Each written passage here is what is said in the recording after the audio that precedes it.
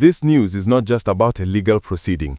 It represents the ultimate test of the Tinubu administration's approach to national healing, political agitation, and the complex quest for peace and stability in the southeast region in late 2025. This development comes at a juncture where the rule of law and the imperative of political reconciliation are locked in a high-stakes embrace. To understand the immense gravity and the widespread belief in this headline, we must first establish the current, confirmed reality based on information from November 2025. Just days ago, in a dramatic proceeding at the Federal High Court in Abuja, the leader of the proscribed indigenous people of Biafra, Nnamdi Kanu, was convicted on multiple terrorism-related charges and sentenced to life imprisonment. This judgment, delivered by Justice James Omotosho, was the culmination of a decade-long legal saga. The court's decision, which saw the judge exercise clemency by choosing life imprisonment over the death penalty for the multiple counts of terrorism, has placed an undeniable legal closure on the judicial process.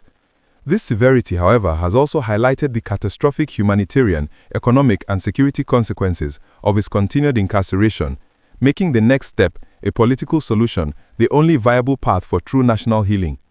It is in this immediate aftermath of the life sentence that the claims of pardon deal negotiations have exploded onto the scene.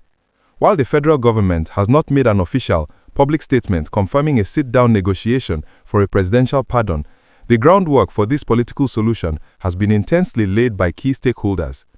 Since the sentence was passed on November 20, 2025, Southeast political and sociocultural leaders have immediately and consistently intensified their calls for a political resolution to secure Kanu's release. These powerful figures, including the Southeast Caucus in the House of Representatives, met on November 24, 2025, and unanimously resolved to make a direct, humble appeal to President Tinubu to exercise his constitutional powers of clemency under Section 175 of the 1999 Constitution. Senator Orji Uzor Kalu also publicly warned that the region cannot afford further escalation, citing the staggering loss of over 30,000 civilian lives and the massive economic devastation caused by years of sporadic violence and the illegal sit-at-home orders. This continuous unified push from influential lawmakers and regional leaders is the powerful political engine driving the narrative that negotiations for clemency or a pardon must be actively underway. The legal mechanism for a pardon lies squarely with the president, who can grant a prerogative of mercy based on the advice of the Council of State. Therefore, the gist of this headline is the speculation and intense hope that the executive arm of government is finally responding to this overwhelming political and humanitarian pressure for reconciliation. The move to seek clemency, as hinted at by the actions of these high-level political figures, would signal a massive shift from a strictly hardline legal position to one of dialogue and national unity.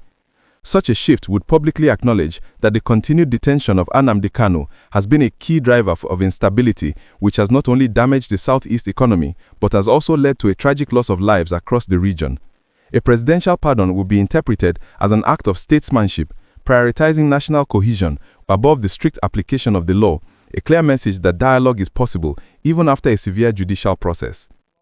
If pardon deal negotiations have indeed begun, they are focused on specific critical conditions that will assure national stability. Any deal would almost certainly involve a commitment from Kanu to fully cooperate with the government in permanently addressing the insecurity in the southeast. This would include issuing immediate, public directives to halt all acts of violence, completely end the destructive and forced sit-at-home orders, and actively work towards peace. The negotiation is less about leniency and more about securing a guarantee for future peace in a region that desperately needs healing.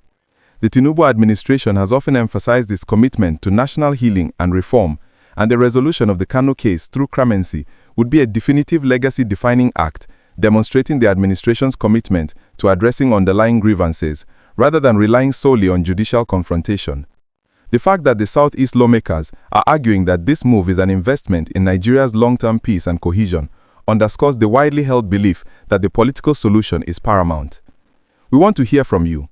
Given the life sentence and the severe insecurity in the southeast, do you believe that a presidential pardon for Nnamdi Kanu is the necessary political solution for achieving lasting peace and stability? Or should the legal process of appeal run its full course? Share your informed opinion in the comments below.